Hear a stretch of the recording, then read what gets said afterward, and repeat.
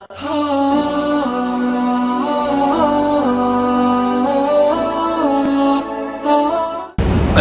لله رب العالمين وبه نستعين والصلاة والسلام على رسوله الكريم أما بعد أعوذ بالله من الشيطان الرجيم بسم الله الرحمن الرحيم وما أرسلناك إلا رحمة للعالمين صدق الله العظيم وقال النبي صلى الله عليه وسلم لا يؤمن أحدكم حتى أكون أحب إليه من والده وولده والناس أجمعين أو كما قال صلى الله عليه وسلم.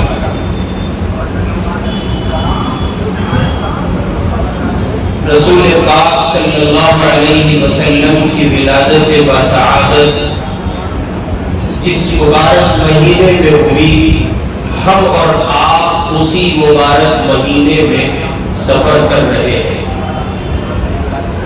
ماہ ربیع الاول کے ایام سے ہم گزر رہے ہیں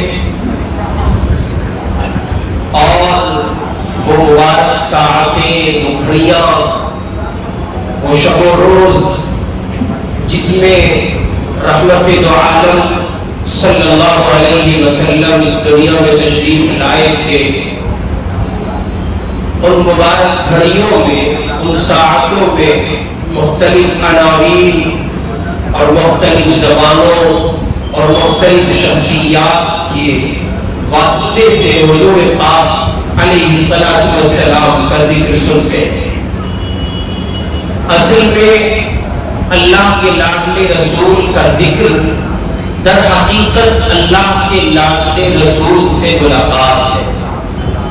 اسی کہنے والے نے کہا ذکر حبیب کم نہیں ہے وصل حبیب سے، یعنی حضور پاک علیہ السلام کا ذکر، آپ کا ذکر خیر، آپ کی یاد، آپ سے محبت پر مبنی گفتگو، آپ کے واقعات، آپ کی زندگی، اصل میں یہ سب کا سب حضور پاک سے گویا ایک نوع کی ملاقات ہے۔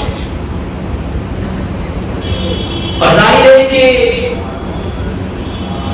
حضور اکرم صلی اللہ علیہ وسلم کو دیکھنے کی چاہت، آپ سے ملاقات کا اشتیاق اور آپ کے ذکر میں سرشار رہنا، محبت میں گرفتار رہنا، یہ اہل ایمان کی اولین بنیادی چاہتوں میں سے ہے۔ دنیا کا کمزور سے کمزور درجے کا مومن بھی وہ اعمال کے لحاظ سے بھلے ہی کمزور ہو، لیکن کمزور سے کمزور درجے کا مومن بھی یہ چاہتا ہے، اور اس کی چاہت یہ ہوتی ہے کہ حضور پاک علیہ السلام کا ذکر اسے سنایا جائے، اور اتنا سنایا جائے کہ اس کی آنکھیں اشکبار ہو جائے، اس کے قلب کو سکون مل جائے، اس کے دل میں طمانینت کی ایک کیفیت پیدا ہو جائے، اس لیے کہ محمد کے تذکرے سے قلب کی دنیا کو سکون حاصل ہوتا ہے۔ چنانچہ کفار مکہ باوجود اس کے کہ جناب رسول پاک صلی اللہ علیہ وسلم کو قبول نہیں کرتے تھے، حضور کے دشمنوں میں سب سے بڑا دشمن ابو جہل کا عالم یہ ہے کہ رات کی تاریکی میں حضور پاک صحن حرم میں کعبۃ اللہ کے سائے میں اللہ کے حضور کھڑے ہو کر نماز میں قرآن پاک کی تلاوت کرتے ہیں، اور چھپ کر سننے والوں میں جہاں اور بہت سے لوگ ہیں، ایک آدمی ہے جس کا نام ابو جہل ہے، تو حضور کے دشمنوں میں سب سے نمایاں دشمن ہے، آپ کے دشمنوں کی سب کے گروہ کا سردار ہے، سب سے بڑا دشمن ہے، اس نے کوئی کسر نہیں چھوڑی ہے حضور پاک علیہ السلام سے دشمنی نبھانے میں، لیکن اس کا حال یہ ہے کہ چھپ کر قرآن سنتا ہے۔ تو جو اس کے ساتھ والے ہم جوڑی تھے، جب انہوں نے اس کو پکڑ لیا اور اس سے یہ پوچھا کہ ویسے تو دن کے اجالے میں بڑی مخالفت کرتے ہو محمد رسول اللہ کی، اور اب یہاں چھپ چھپ کر قرآن سن رہے ہو، آخر کیا ہے تمہارے من میں؟ اور بہت سی باتیں ہوئی، بات یہ نکلی، پوچھا پوچھنے والے نے ابو جہل سے، اچھا یہ بتاؤ تم نے اتنی مخالفت اور اتنی شدت کے ساتھ دشمنی کا معاملہ محمد سے کرتے ہو، حالانکہ محمد تو بہت پیارے انسان ہے، آخر تمہیں کوئی اچھا آدمی ملا دنیا میں کہ نہیں ملا؟ یہ سوال پوچھا جا رہا ہے ابو جہل سے، اس کے اپنے ہم جو بھی پوچھ رہے ہیں۔ ابو جہل یہ کہتا ہے کہ میں قسم کھا کے کہتا ہوں لات و عزا کی، جن کو وہ خدا مانتا تھا، وہ کہتا ہے میں قسم کھا کے کہتا ہوں میں بڑے بڑے شرفاء سے، ادبا سے اور ذی علم و ذی مال لوگوں سے اور بڑی شان و شوکت اور طاقت اور وجاہت کے مالک لوگوں سے ملا ہوں، لیکن میں قسم کھا کے کہتا ہوں میں نے محمد سے سچا اور پیارا انسان نہیں دیکھا صلی اللہ علیہ وسلم۔ غرض یہ کہ گزشتہ ہفتے بات یہاں تک پہنچی تھی کہ آپ صلی اللہ علیہ وسلم کی ولادت بسعادت ہوئی اور آپ اپنی والدہ ماجدہ کے گھر ہیں، سیدہ حلیمہ سعدیہ رضی اللہ تعالی عنہا کی آمد ہوا یوں کہ ولادت کے 7ویں دن آپ صلی اللہ علیہ وسلم کے دادا نے آپ کا عقیقہ فرمایا اور پھر اس کے بعد آپ کا نام محمد رکھا گیا۔ کیا نام رکھا گیا؟ محمد صلی اللہ علیہ وسلم۔ اس نام کی اپنی خصوصیات ہے، اس نام کو زبان پر لانے کے بعد مزید کسی تعریفی کلمے کی ضرورت نہیں پڑتی۔ کسی نے کہا محمد، ہو گئی تعریف، اس لیے کہ محمد ہے ہی تعریفوں والا، محمد تعریفوں والا، ضرورت نہیں ہے۔ اگر کوئی دشمن یہ کہتا ہے کہ میں محمد کی تعریف نہیں کرتا تو لفظ محمد کہہ کے تعریف کر گیا، اس لیے کہ محمد نام ہی تعریفوں والا ہے، دلوں سے غم مٹاتا ہے محمد نام ایسا ہے، نگر اجڑے بساتا ہے محمد نام ایسا ہے۔ کوئی یعقوب سے پوچھے کہ یوسف مل گئے کیسے، کہ بچھڑوں کو ملاتا ہے محمد نام ایسا ہے صلی اللہ علیہ وسلم۔ والدہ ماجدہ نے احمد نام رکھا۔ ولادت کے بعد 7 دن تک آپ کی والدہ ماجدہ نے دودھ پلایا، اگلے 7 دن صوفیہ نے دودھ پلایا اور پھر اس کے بعد پورے 2 برس تک سیدہ حلیمہ سعدیہ رضی اللہ تعالی عنہا نے دودھ پلایا۔ صورتحال یہ میں نے عرض کی تھی کہ عرب کے شریف گھرانوں کا یہ دستور تھا کہ وہ بچوں کو صحت کی افزائش کے لیے اور بچے اچھے ہو، صحت یاب ہو، وہ ذرا کھیت کھلیانوں، ہرے بھرے میدانوں کے زمینی ہموار علاقوں میں بھیج دیا کرتے تھے تاکہ بچوں کی صحت متاثر نہ ہو۔ حلیمہ سعدیہ رضی اللہ تعالی عنہا آئیں اور وہ لے کر کے جانے لگیں۔ حضرت آمنہ نے ان سے کہا معاملات کچھ طے کر لو، آخر تمہیں کیا چاہیے ہوگا؟ حلیمہ کہتی ہے جب میری نگاہ جناب رسول پاک پر پڑی تو میں ساری شرطیں بھول گئی اور چہرے انور پر محبت کے اور حسن کے جو آثار تھے، حسن کا جو عالم تھا، بس یہ کہا جا سکتا ہے۔ حضرت حلیمہ کہتی ہے میں اس میں گم اور میں نے آمنہ سے یہ کہا آپ کی ہر شرط منظور ہے اور مجھ بیچاری کی کوئی شرط کسی طرح کی نہیں ہے، میں جو کچھ لے کر کے جا رہی ہوں وہ دولت میرے لیے کافی۔ چنانچہ حضرت حلیمہ کا بیان ہے کہ جب کوئی بچہ نہ ملا اور میں نے اور میرے شوہر نے یہ طے کیا کہ اس یتیم ہی کو لیا جائے اور لے کر کے چلی، اور پھر جو برکتوں کا اور رحمتوں کا سلسلہ شروع ہوا ہے۔ حضرت حلیمہ کہتی ہے کہ میں نے بچے کو گود میں لیا تو میری چھاتیوں میں دودھ نہیں تھا، میرا اپنا بیٹا عبداللہ وہ بھوک سے تڑپ رہا تھا پرسان حال کوئی نہیں، ہماری مفلسی کا، ہماری غریبی اور تندرستی اور بے بسی کا، لیکن جیسے ہی نلے محمد میری گود میں آئے ہیں صلی اللہ علیہ وسلم، اللہ نے مجھ حلیمہ کو سیراب کر دیا، اور پھر یہ ہوا حلیمہ وہاں سے لے کر کے چلی، آگے بڑھی اور بڑھی اور بڑھتے چلی گئی، وہ اپنے قبیلے میں پہنچی ہیں، اور اپنے قبیلے میں جیسے انہوں نے قدم رکھا تو ان کے قبیلے کی زمین کا پورا منظرنامہ تبدیل تھا، اور صرف ان کے قبیلے کی زمین کا منظرنامہ تبدیل نہیں تھا، حلیمہ کا بیان ہے ہمارے پورے خطے کا منظرنامہ تبدیل تھا، ہماری کھیتیاں لہلہانے لگی، اور یہ بیان حلیمہ کا ہے۔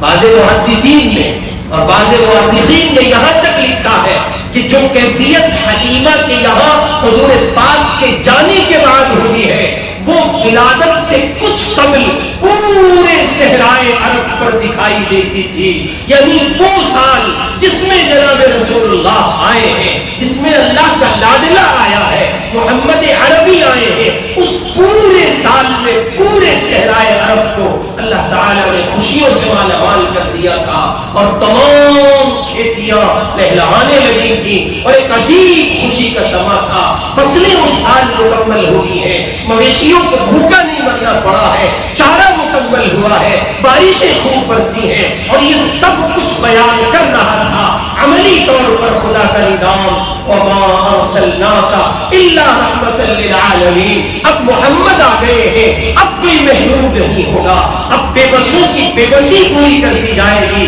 اب یتیموں کے سر پر ہاتھ رکھا جائے گا، اب کوئی تڑپنے والا تنہا نہیں تڑپے گا، اب کوئی غم کا مارا بے چینی اور بے گلی کے عالم میں تڑپتا ہوا ایڑی رگڑ کے جان نہیں دے گا، کیوں؟ اس لیے کہ غم کے ماروں کے لیے غمخوار محمد رسول اللہ صلی اللہ علیہ وسلم تشریف لے آئے۔ چنانچہ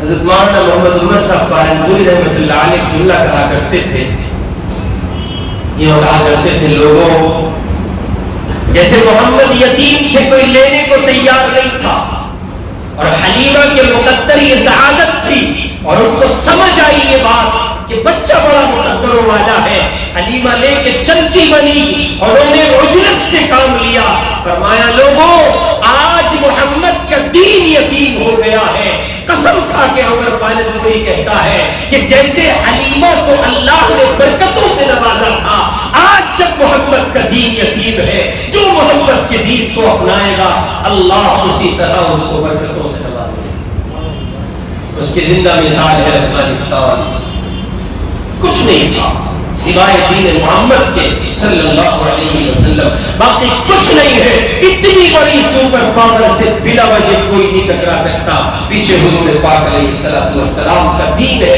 آپ کی محبت ہے۔ چنانچہ آپ حضرت سیدہ حلیمہ سعدیہ رضی اللہ تعالی عنہا کے گھر رہے، اور 2 وقفوں میں آپ وہاں قیام پذیر ہوئے، ایک مرتبہ 2 سال دودھ کی مدت آپ نے تکمیل کی، اور اس کے بعد حضرت حلیمہ سعدیہ آپ کو لے آئیں، اور پھر یہ کہ انہوں نے گزارشات کی اور انہوں نے کہا کہ میں واپس کرنے محمد کو لے جانا چاہتی ہوں۔ حضرت آمنہ کے باہم مشورے سے پھر یہ طے ہوا، اور آپ علیہ السلام دوبارہ حضرت حلیمہ سعدیہ رضی اللہ تعالی عنہا کے یہاں تشریف لے گئے، اور آپ وہاں قیام پذیر ہوئے۔ عمر کا 6واں سال، 6 سال کے بچے کی کیا بساط ہوتی ہے، اس کی اپنی انسانی شعور کی دنیا میں کیا حیثیت رکھتا ہے 6 سال کا بچہ، لیکن چونکہ اس یتیم کو پوری کائنات کا والی بننا ہے، اس یتیم کو پوری دنیا پر راج کرنا ہے، یتیم ہی راج کرے گی، اور اللہ یہ دکھائے گا جن یتامہ کو تم کمزور سمجھتے ہو اور جن کمزوروں کو تم کمزور سمجھتے ہو، میرا محمد انہی کمزوروں کا والی بن کے آیا ہے۔ اب محمد آ چکا ہے، سارے غمخواروں کا غم اور سارے درد کے ماروں کا درما بن کر اگر کوئی ذات آئی آئی ہے اور ان کے غم کو بانٹنے اگر کوئی شخصیت آئی ہے وہ میرا لاڈلا محمد آ چکا ہے صلی اللہ علیہ وسلم. اب کسی پریشان حال کو پریشان نہیں ہونا پڑے. عمر کا 6واں سال اور آپ کی والدہ ماجدہ کا مقام ابوا میں 30 سال کی عمر میں انتقال. کتنی عمر ہے؟ فقط 30 سال. آپ کے والد ماجد عبداللہ کا انتقال اس وقت ہوا جب آپ اپنی والدہ کے بطن پہ تھے, اپنی ماں کی کوکھ میں تھے. اس وقت آپ کی والد ماجد جناب عبداللہ 35 سال کی عمر میں تشریف لے گئے تھے اور انہوں نے اس زمین کو خیر آباد کہا تھا. اور اب 30 سال کی عمر میں آپ کی والدہ ماجدہ فوت ہو گئی ہیں. آپ علیہ الصلوۃ والسلام پرورش میں آئے ہیں اب جناب عبد المطلب کی. ہمارے یہاں ایک جملہ استعمال ہوتا ہے کہ صاحب مول سے پیاز پیارا ہوتا ہے, اولاد سے پوتے پیارے ہوتے ہیں. عام طور پر دادا کی شفقتوں اور محبتوں کا جو مرکز بنتا ہے وہ ان کی اپنے خون کا خون ہوتا ہے. چنانچہ جناب عبد المطلب کا ساتھ, ان کا دست شفقت, ان کی محبت اور ان کا وہ پیار حضور پاک علیہ الصلوۃ والسلام کو حاصل رہا جس کو آپ علیہ الصلوۃ والسلام نے پایا اور بے مثال پایا. جناب عبد المطلب کا حال یہ ہے کہ وہ اس بات کی مکمل کوشش کرتے ہیں لمحہ بھر کے لیے محبت کا ساتھ نہ چھوڑ جائے, لیکن نظام ہے اللہ کا. حضور پاک کی عمر بڑھتی جاتی ہے اور یوں جناب رسول پاک صلی اللہ علیہ وسلم 8 سال کے ہوئے. باپ دنیا میں آنے سے پہلے چل بسے, باپ کو دیکھا ہی نہیں. ماں 6 سال کی عمر میں چل بسی ہے. اب کوئی شفیق اگر بچا ہے, کوئی مہربان اگر بچا ہے, کوئی محبت کرنے والا اگر بچا ہے تو وہ پیارے دادا ہے. 8 سال کی عمر ہے, قضائے الہی غالب آتی ہے, اللہ کی تقدیر غالب آئی اور محمد رسول اللہ پر جو ظاہری سائے تھے ان میں بڑا سایہ جناب عبد المطلب کا تھا. اللہ نے اس سائے کو بھی اٹھایا اور یوں گویا ایک مرتبہ پھر یتیم ہوئے. 8 سال کی عمر میں جناب رسول اللہ اپنے دادا جان کو کھو گئے. مورخین لکھتے ہیں کہ جناب عبد المطلب کا جنازہ اٹھا, 8 سال کی عمر ہے. آپ علیہ الصلوۃ والسلام کی بے چینی اور طرب کا عالم یہ ہے کہ آپ کبھی جنازے کے پیچھے چلتے ہیں, کبھی دائیں چلتے ہیں, کبھی بائیں چلتے ہیں اور کبھی چارپائی کے نیچے چلتے ہیں اور بار بار نگاہ اٹھا کے اپنے شفیق دادا کو دیکھتے ہیں. اور وہ محبت بھرا زمانہ, وہ چاہتوں بھرا زمانہ کہ جب حضور علیہ الصلوۃ والسلام پیدا ہوئے تو کسی نے آ کے کہا عبد المطلب تمہارے گھر سے خوشبوئیں پھوٹ رہی ہیں, کیا تم نے کوئی خوشبو کا کاروبار کر لیا ہے؟ تو جناب عبد المطلب اندر گئے اور فرمایا ٹھہرو, زبان سے کوئی جواب نہیں دوں گا. اندر گئے اور لاڈلے محمد کو گود میں اٹھایا اور فرمایا جب سے یہ مہمان ہمارے گھر میں آیا ہے تب سے ہمارا مکان خوشبو سے مہک رہا ہے صلی اللہ علیہ وسلم. دادا جان کا انتقال ہوا, چنانچہ آپ کے بچپن کی یہ گھڑیاں آپ علیہ الصلوۃ والسلام باوجود اس کے کہ بچپن میں تھے لیکن آپ مستقبل میں نبی ہیں, نبی اعظم ہیں, نبی آخر ہیں, تمام تر نبیوں کی سرداری آپ کو عطا کی گئی ہے. تو جو خصوصیات اور جو امتیازات آپ کو عطا کیے جانے تھے ان تمام کا ظہور بھی مختلف مواقع پر ہوتا رہا. چنانچہ آپ بچپن ہی سے سمجھدار تھے, ذہین تھے, طبیعت میں سنجیدگی رکھتے تھے, صابر تھے, خوددار تھے. آپ علیہ الصلوۃ والسلام آگے بڑھ کر کوئی فیصلہ اپنی ذات کے لیے کسی اور کو پیچھے چھوڑ کر آگے بڑھ کر نہیں کرتے تھے. اس کی گواہی حضرت حلیمہ سعدیہ دیتی ہے. وہ کہتی ہے میں قسم کھا کے کہتی ہوں اس وقت لا شریک کی میرے لاڈلے نے کبھی اس دوسری چھاتی کو منہ نہیں لگایا جس دوسری چھاتی سے میرا دوسرا بیٹا اب حارث کا بیٹا عبداللہ دودھ پیتا تھا. میرا محمد ہمیشہ اس چھاتی سے دودھ تناول فرماتے جس چھاتی سے میں نے ان کو پہلی بار دودھ پلایا تھا. ہمیشہ اسی طرف منہ لگایا, دوسری طرف منہ نہیں لگایا, کہیں بھائی کے حق میں نا انصافی نہ ہو جائے صلی اللہ علیہ وسلم. چنانچہ جناب ابو طالب کے بعد, جناب عبد المطلب کے بعد پھر یہ ہوا کہ آپ کی کفالت، آپ کا خیال، آپ کی محبتیں، آپ پر نچھاور کرنے والی شفقتیں اور آپ کی رحمت سے حصہ ملے تو ملے کس کو؟ دراصل مضمون یہ کہ حضور کی رحمت سے حصہ پانے والے افراد میں اب نمبر ہے جناب ابو طالب کا۔ جناب ابو طالب خاندان کے سربراہ بنائے گئے، سرپرست بنائے گئے۔ یہ حضور کے خاندان کا ذکر چل رہا ہے، اس کا مطلب یہ کہ گھرانوں کا کوئی سرپرست ہونا چاہیے، آپ کے گھروں کا کوئی بڑا ہو جس کو دیکھ کر، بٹھا کر، سمجھا کر آپ اپنے خاندانی مسائل کو حل کر سکیں۔ یہ حضور پاک صلی اللہ علیہ وسلم کے گھر کی روایت ہے۔ یہ جو ہماری آپ کا، ہمارا آپ کا طرز زندگی ہے کہ 4 بھائی ہیں، چاروں جدا ہیں اور کسی کا کوئی بڑا نہیں ہے اور اپنے محال ان کے بچے زندگی گزارتے ہیں، یہ دراصل اچھی علامت نہیں ہے، اچھی علامت یہی ہے اور اچھی روایت یہی ہے کہ آپ کے اپنے بڑوں میں خاندان کا کوئی سرپرست ہونا چاہیے۔ ابو طالب کے حصے میں خاندان کی سربراہی آئی اور پھر آپ علیہ السلام نے ملک شام کا 2 مرتبہ سفر کیا۔ پہلی مرتبہ 12 سال کی عمر میں جناب ابو طالب کے ساتھ بغرض تجارت آپ کا سفر ہوا اور پھر وہاں ایک راہب سے آپ کی ملاقات ہوئی اور نتیجے میں اس سفر سے ادھورے میں واپسی ہوئی۔ اس کے بعد پھر آپ نے ایک سفر فرمایا 25 سال کی عمر میں، یہ تجارت کے عنوان سے تھا اور یہ جناب سیدہ خدیجہ رضی اللہ تعالی عنہا جو مکے کی انتہائی باصفا، امین، پاک باز، باحیا اور عفیفہ خاتون تھی، ان کا تجارت کا ایک بڑا سلسلہ تھا۔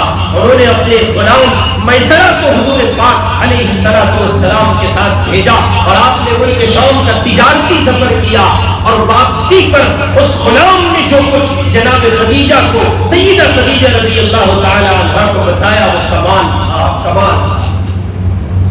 انہوں نے پوچھا کیسا رہا تمہارا سفر؟ آگے سے وہ غلام کہتا ہے حلیمہ محمد عام انسان نہیں ہے، محمد عام شخصیت نہیں ہے صلی اللہ علیہ وسلم۔ حلیمہ میں نے دیکھا ہے اپنی آنکھ، انہوں نے کہا خدیجہ میں نے دیکھا ہے اپنی آنکھ سے کہ جب میں محمد کے ساتھ چلتا ہوں تیز دھوپ پڑ رہی ہے، عرب کی وہ صحرائے عرب کی چلچلاتی دھوپ، لیکن میری آنکھ دیکھتی ہے ایک بادل کا ٹکڑا ہے جو ہمیشہ محمد پر سایہ کیے ہے۔ وہ اللہ جانتا ہے میرے لاڈلے کو دھوپ لگ جائے گی، بادل کے ٹکڑوں کی ذمہ داری ہے، جاؤ جاؤ محمد کو دھوپ نہ لگے، سایہ ہے، یہاں سے لے کے شام تک کا سفر ہے، تجارت کی غرض سے ہوا ہے، دھوپ لگنے دینا اللہ گوارا نہیں کرتا ہے، پھر محمد کا دین مٹے اور ہم یوں ہی اپنی منمانی اور بے بہار زندگی گزارتے رہے۔ یہ کیسے ممکن ہے کہ اللہ محمد کے دین کو مٹتا ہوا دے؟ دھوپ لگنا گوارا نہیں کیا، دین مٹنا گوارا کیسے کر سکتا ہے؟ واپسی ہوئی، بی بی خدیجہ نے اپنے غلام میسرہ کو آپ کے ساتھ سفر میں ساتھ کیا تھا تعاون کے لیے، اگرچہ آپ کو ضرورت نہیں تھی لیکن یوں ہی بڑوں کے ساتھ چھوٹے ہوا کرتے ہیں، آقا کے ساتھ غلام ہوا کرتے ہیں۔ جی ہاں، میسرہ کو یہ سعادت حاصل ہوئی ہے اور وہ ساتھ گئے ہیں، واپسی پر بڑی منفعت حاصل ہوئی اور سفر سے واپس آئے 3 مہینے گزرے تھے کہ بی بی خدیجہ نے آپ صلی اللہ علیہ وسلم کے پاس نکاح کا پیغام بھیج دیا۔ یہ محمد ہے، ان کی عمر 25 سال ہے اور بی بی خدیجہ کی عمر 40 سال ہے اور یہ خاتون پہلے سے بیوہ ہے، اس اللہ کی بندی کے شوہر فوت ہو چکے ہیں۔ یہ بیوہ خاتون جناب نبی پاک صلی اللہ علیہ وسلم پر نکاح کا پیغام ان کے پاس بھیجتی ہے اور حضور پاک اس کو قبول فرما لیتے ہیں۔ 25 سال کا جوان 40 سال کی بیوہ خاتون سیدہ خدیجہ سے نکاح کر رہا ہے۔ آپ ذرا غور کریں، آپ نے بخوشی اس کو قبول کیا اور چند روز کے بعد نہایت سادگی سے، شرافت سے، سنجیدگی کے ماحول میں بے تکلفی کے ساتھ یہ تقریب انجام پائی اور نتیجے میں اماں خدیجہ رضی اللہ تعالی عنہا حضور کے حرم میں آ گئی۔ اب یہ ساری کائنات کی ماں ہے. حضور کے حرم میں آنے والی ہر عورت، رسول پاک صلی اللہ علیہ وسلم کے حرم میں آنے والی خواتین ساری کائنات کی ماں ہے. دنیا کے تمام مردوں پر ان خواتین سے نکاح حرام ہے، اس لیے کہ وہ حضور پاک کے نکاح میں آ گئی. ساری کائنات کے انسانوں کی وہ ماں کا مقام و مرتبہ پا گئی ہے. ذرا غور تو کریں، حضرت خدیجہ حضور کے نکاح میں آئی، ساری کائنات کی ماں قرار پائی. حضرت سودا حضور کے نکاح میں آئی، ساری کائنات کی ماں قرار پائی. حضرت عائشہ حضور کے نکاح میں آئی، ساری کائنات کی ماں قرار پائی. پھر یہ کیسے گوارا کیا جا سکتا ہے کہ کوئی ماں کو گالی دے؟ ہم تو صرف اس رشتے کی ماں کی گالی گوارا نہیں کرتے جس رشتے پر صرف جسم کی نسبت لگی ہوئی ہے. پھر ہم یہ کیسے گوارا کر سکتے ہیں؟ ہماری عقیدت و محبت کا سرچشمہ، ہمارے عقیدے اور ایمان کی دنیا جناب رسول اللہ صلی اللہ علیہ وسلم کے قدموں پر نثار. ان کے حرم میں کوئی خاتون ہے، اس پر کوئی تہمت لگائے، اس پر کوئی الزام لگائے، اسے کوئی مرید الزام ٹھہرائے. اگر کوئی مومن اپنی ان امہات المؤمنین کے لیے گالی سنتا ہے، بے حیثیت بے ایمان ہے، اس مومن کو جینے کا حق نہیں. اس لیے میں بلا وجہ نہیں کہہ رہا ہوں، پچھلے 2-3 ہفتوں سے چیخ رہا ہوں کہ صحابہ کے لیے ایک لفظ برداشت مت کرو، اس لیے کہ بات جب یہاں تک پہنچے گی تو پھر تمہارے نبی تک پہنچے گی، اور جب نبی کی ذات پر حرف آئے گا، حضور کی ذات پر حملے ہوں گے، تو پھر کسی کو نہیں بچایا جا سکتا. پھر گویا انڈائریکٹ حملہ ہے اللہ پر، اور اس وقت یہی ہو رہا ہے. عالم اسلام میں باولا پن سوار ہے، نئے نئے محقق پیدا ہو رہے ہیں. 1400 سال سے جن گتھیوں کو نہیں سلجھایا جا سکا، کیا کربلا کا فلسفہ 1400 سال سے سلجھایا جا سکا؟ کیا امت میں اس مسئلے پر اختلاف نہیں ہے؟ کیا معرکہ صفین سلجھایا جا سکا؟ کیا معرکہ جمل سلجھایا جا سکا؟ ہرگز نہیں. بڑے بڑے آئے، قلم اٹھایا، قلم کو جنبش دی، اور بالآخر یہ کہ وہ طے نہ کر سکے راہ اعتدال. نتیجے میں ان کے قلم بہکے اور وہ کسی ایک سمت کا حصہ ہوئے. یا انہوں نے اصحاب پیغمبر کو برا کہا، یا انہوں نے اصحاب اہل بیت کو برا کہا، اور وہ کسی نتیجے پر نہیں پہنچ سکے. ٹھیک اسی طرح جو آدمی کسی ایک سمت چلے گا، جمہور علماء امت سے ہٹنے کی کوشش کرے گا، نتیجے میں اس کے حصے میں گمراہی آئے. اور جمہور علماء امت، اور آج کل ندوۃ العلماء کے پلیٹ فارم سے تعلق رکھنے والے محترم جناب سید سلمان ندوی صاحب، وہ بڑے دھڑلے سے آج کل ایک بات کہہ رہے ہیں کہ فلاں صحابی جن کو امت صحابی مانتی ہے وہ صحابی نہیں تھے، اور وہ غلطی پر تھے، وہ خطا پر تھے، اور وہ خطا پر نہیں تھے. انہوں نے سیدنا علی رضی اللہ تعالی عنہ سے سیدنا معاویہ رضی اللہ تعالی عنہ کے مسئلے میں، اور سیدہ عائشہ رضی اللہ تعالی عنہ کا، اور سیدنا حضرت علی کا جو مسئلہ ہے، ان بزرگوں کے درمیان جو جنگیں ہوئی ہیں، انہوں نے اس مسئلے کو اس انداز پر پیش کیا ہے کہ یہ گروہ جو معاویہ کے ساتھ تھا رضی اللہ عنہ، یہ غلطی پر تھا، اور یہ گروہ جو عائشہ کے ساتھ تھا رضی اللہ عنہا، یہ غلطی پر تھا. جمہور علماء امت اس سے جدا ہے، ان کا فتویٰ الگ ہے، ان کا فیصلہ الگ ہے. جمہور علماء امت کا مطلب یہ کہ 14 صدی کے تمام علماء، تمام محدثین، مفسرین، فقہاء، ائمہ مجتہدین، ان کی بڑی تعداد جس مسئلے پر متفق ہے وہ یہ ہے کہ دونوں گروہ حق پر تھے.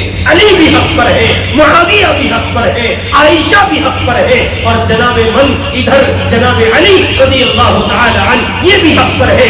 صحابہ کی جماعت ہے، اللہ ان کے لیے کہہ چکا ہے رضی اللہ عنہ ورضوا عنہ. جب اللہ ان کے راضی ہونے کی سند دے چکا ہے، آج 14 صدی کے بعد کوئی بیٹھ کر آدمی یہ فیصلہ کرے گا کہ صاحب ان کے لیے یہ سب باتیں کہی جا سکتی ہیں.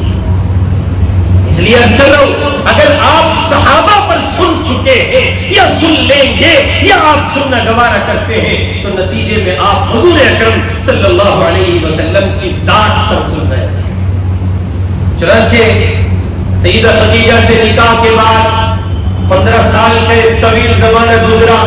اور اس زمانے میں بہت سے واقعات مکہ مکرمہ کی سرزمین پر پیش آئے، جیسے خانہ کعبے کی دیوار میں حجر اسود پتھر کی تمثیل کا مسئلہ تھا۔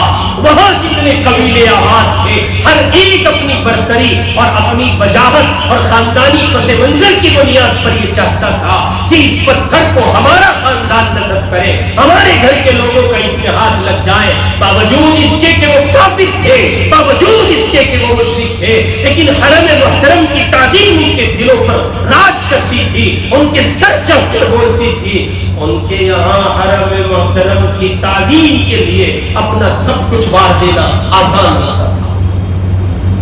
15 سال کا یہ زمانہ جس کو آپ نے نہایت صداقت و امانت، شرافت و پاکیزگی، تواضع و انکساری، تقوی و پاکبازی کے ساتھ گزارا، مکے کا ہر بندہ آپ کی شرافت کا قائل تھا، آپ کی صداقت کا قائل تھا، آپ کی امانت کا قائل تھا۔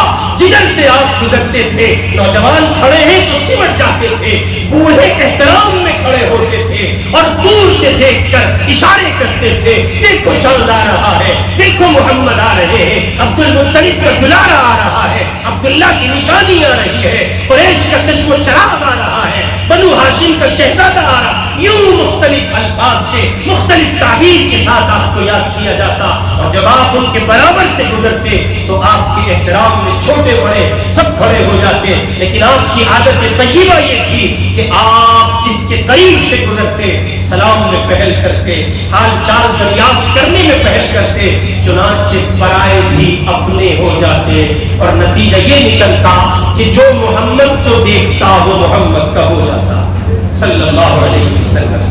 چنانچہ کچھ ضعیف روایات سے اس نوع کے اشارے ملتے ہیں کہ مکے کی سرزمین پر جو دشمنان محمد تھے وہ باہر سے آنے والے لوگوں کی کاؤنسلنگ کرتے تھے، ذہن سازی کرتے تھے، اور یہ کہتے تھے ابھی تم محمد سے تو نہیں ملے نا۔ اگر کوئی نہیں ملتا تو وہ کہتا کہ نہیں ملا، وہ کہتے سنو سنو آؤ ادھر آؤ، بیٹھو بیٹھو بیٹھو، بٹھایا اور بٹھا کے کہتے ہمارے یہاں ایک محمد نام کا آدمی بہت اچھا ہے، لیکن پتہ نہیں کیا ہو گیا ہے۔ نبی بتاتا ہے، پیغمبر بتاتا ہے، رسول بتاتا ہے، ہمارے ان خداؤں کو چھوٹا 1000 باتیں کرتے، اور جو مل چکا ہوتا اس سے مایوس ہو جاتے۔ تمہاری ملاقات ہوئی کسی محمد نام کے آدمی سے تو وہ آگے سے جواب میں کہتا کہ ہاں، تو کہتی یہ گیا کام سے، یہ دامن رحمت کو دیکھ چکا ہے، محمد کی سرحد پر قدم رکھ چکا ہے، اب یہ محمد کا نہ ہو یہ ہو نہیں سکتا، اس لیے کہ اس چہرے میں کشش ایسی ہے۔ سیدنا حضرت علی کہتے ہیں جس کی نگاہ حضور کے چہرے پر پڑ گئی، نگاہ ہٹ جائے ماں نے دودھ نہیں پلایا۔ 15 سال کا یہ طویل زمانہ مکہ مکرمہ کی سرزمین پر گزرا، صادق و امین کی پکار میں گزرا، صادق و امین کے شور میں گزرا۔ ہر ایک زبان پر یہی لفظ ہے کہ یہ صادق ہے، یہ امین ہے، اپنے پرائے سب ان کو امانت دار سمجھتے ہیں، اور وہ ایسے تھے، وہ ایسے تھے۔ عرب کے شاعر نے 40,000 اشعار کہے۔ کتنے اشعار کہے؟ حضور کی شان میں کتنے؟ 40,000 اشعار کہے، اور 40,000 اشعار کہنے کے بعد اس نے 2 شعر کہے۔ اس کا ترجمہ پیش کرتا ہوں۔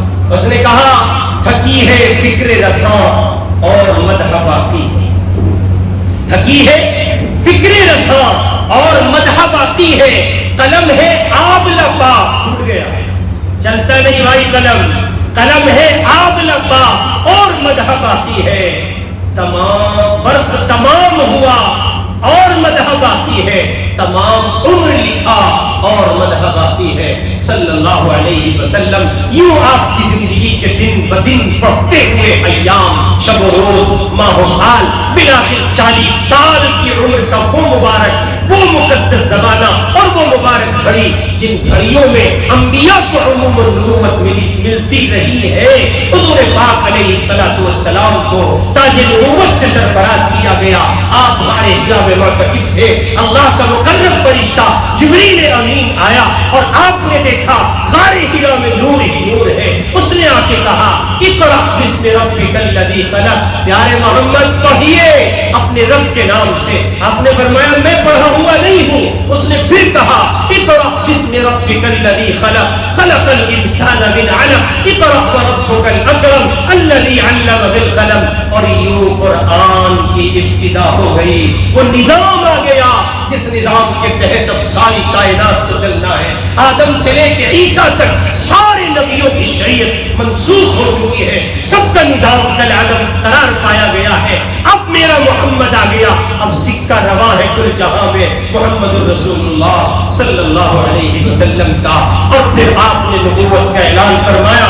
کوہ صفا پر کھڑے ہو کر آپ نے کہا یا ایھا الناس، اے لوگوں، قولوا لا الہ الا اللہ، کہہ دو اللہ ایک ہے، یہ جھوٹے خدا ہے، یہ جھوٹے معبود ہیں، چھوڑ دو ان کو، نکل جاؤ ان کی پرستش سے. کہو اس ایک اللہ کی گواہی دو، اس کے سوا کوئی معبود نہیں ہے. تفلحوا، کامیاب ہو جاؤ گے. ادھر حضور نے گہار لگائی، ادھر آپ کی جھولی میں پہلا ستارہ آ کے پڑا ہے. اس ستارے کا نام ابوبکر ہے. پھر ایک ستارہ آ کے پڑا ہے بچوں کی دنیا میں، اس ستارے کا نام علی المرتضیٰ ہے. پھر ایک ستارہ حضور پاک علیہ الصلوۃ والسلام کی بات پر سب سے پہلے آمنا صدقنا کہنے والی اگر کوئی ذات تھی تو وہ عورتوں کی دنیا میں، عورتوں کی دنیا سے بلونگ کرنے والی، اس سب سے آنے والی میری آپ کی ماں سیدہ خدیجہ رضی اللہ تعالی عنہا تھی. اور یوں آپ کو یہ کہ بات کی گئے، اصحاب پیغمبر ملتے گئے اور رسول پاک علیہ الصلوۃ والسلام کے دین کی تشریحات اور آپ کی تعلیمات کو انہوں نے امت کے سامنے پیش کیا. آئندہ ہفتے انشاءاللہ العزیز حضور پاک صلی اللہ علیہ وسلم کے حسن و جمال پر گفتگو کریں گے اور سنیں گے. اللہ رب العزت والجلال مجھے اور آپ کو حضور پاک کی کامل محبت نصیب فرمائے. وآخر دعوانا ان الحمد للہ.